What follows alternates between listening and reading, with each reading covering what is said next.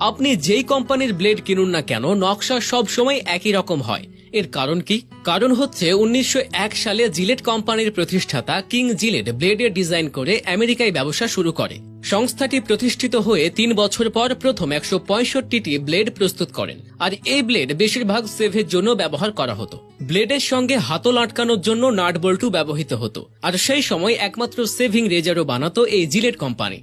তাই বাধ্য হয়ে অন্যান্য ব্লেড কোম্পানিও একই ডিজাইনের ব্লেড বানাতে শুরু করে, যা ১২৪ বছর পরেও চলমান রয়েছে।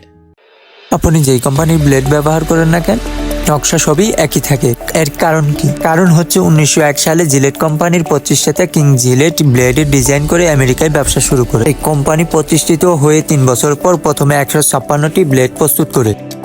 আর এই ব্লেড বেশিরভাগই সেভের জন্য ব্যবহার করা হতো। ব্লেডের সঙ্গে হাতল আটকানোর জন্য লাট বল্টু ব্যবহার করা হতো।